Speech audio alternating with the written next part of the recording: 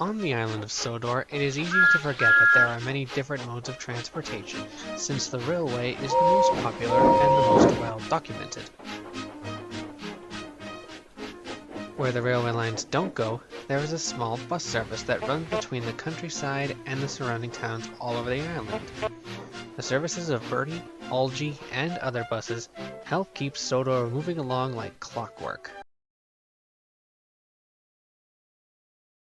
On the road leading between Drya and Crosby, there lays a small bus shelter and the remains of some old houses.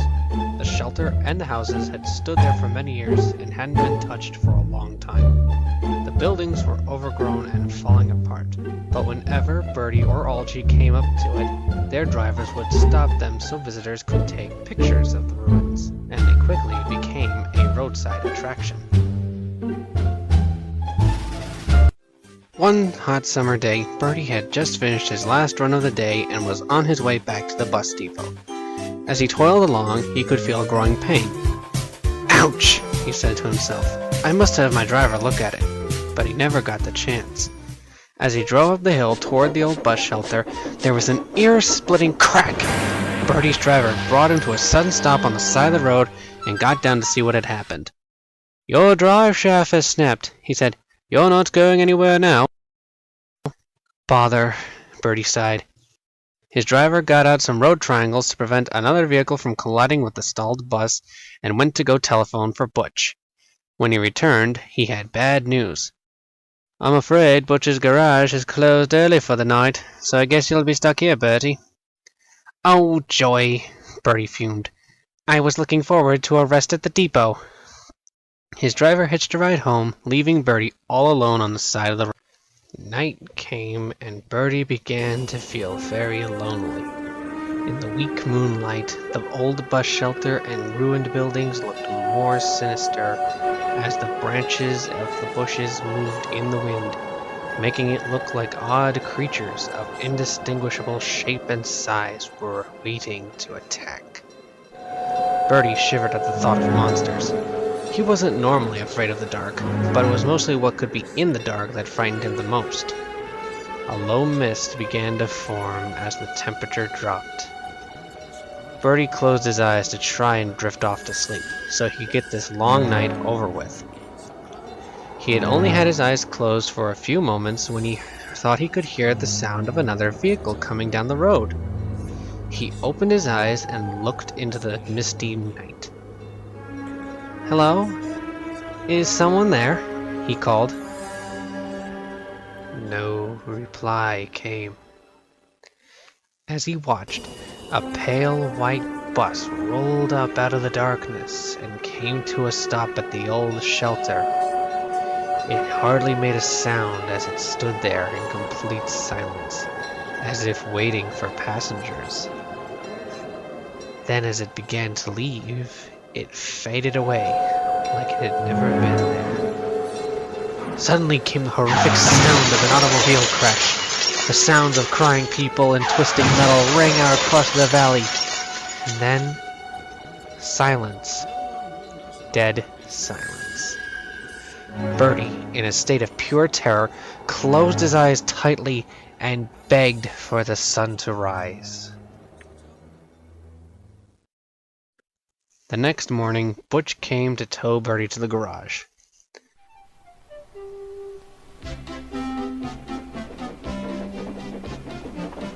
As they drove along, Butch noticed that Birdie was unusually quiet. "Are you all right?" he called back. "You aren't very chatty today." I'm fine," came the quick reply, and no more followed. Butch decided to ask Birdie what was bothering him later.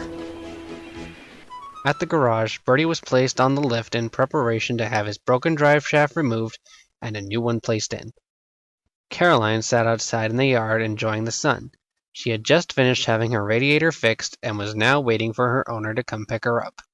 She could see the red bus wasn't happy. "What's the matter, youngster?" she asked kindly.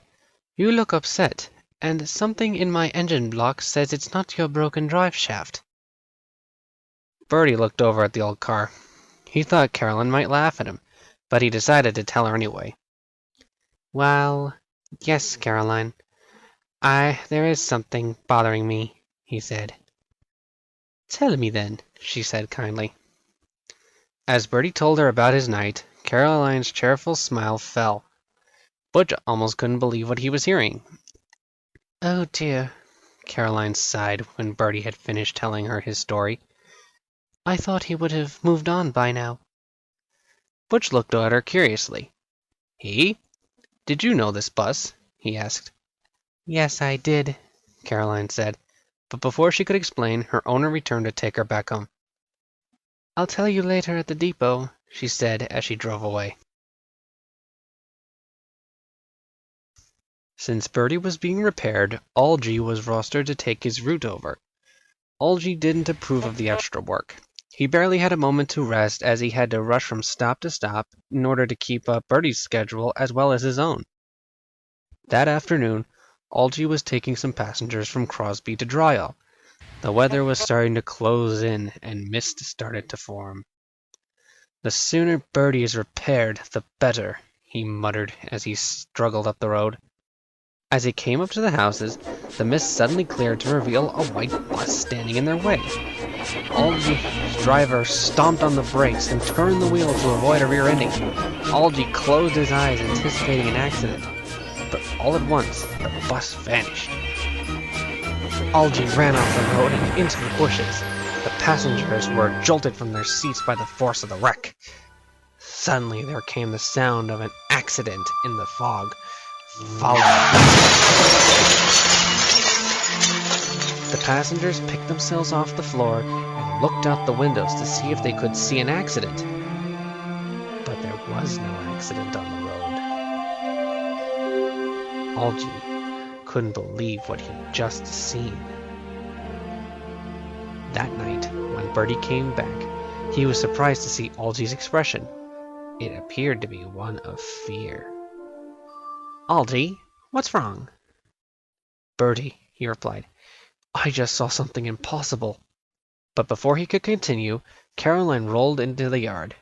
She saw Algy's expression, and at once she knew what he had seen. So, I see Algy has met Clark too, she said, and she began to explain. A few years ago, before you came here, another bus ran the country route from town to town. His name was Clark, and he ran a route called Route 21. He was a nice fellow, and always ran right on time. Every time he passed by my house, where I live, he'd honk his horn hello to me, and whenever we had the chance, we would talk to each other. He was a truly wonderful friend. One misty rainy day, Clark arrived at the bus shelter slightly late. The rain had made his trip very slow.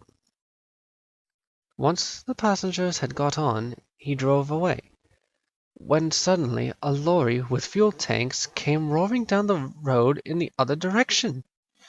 The driver lost control on the wet road and swerved into Clark, causing a fiery wreck. 2 passengers died, and the others were injured, some severely.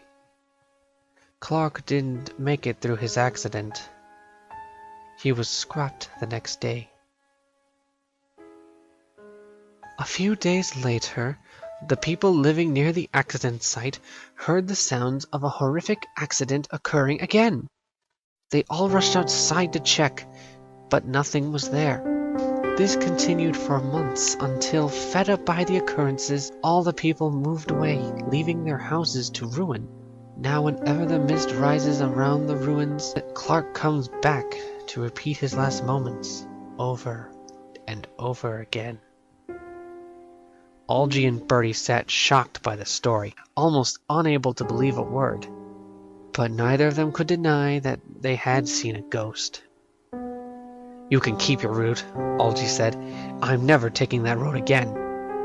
Birdie said nothing, and for a long time afterwards, whenever he would pass that shelter and those ruins, he'd hold a moment of silence for Clark, the ghost of Country Route 21.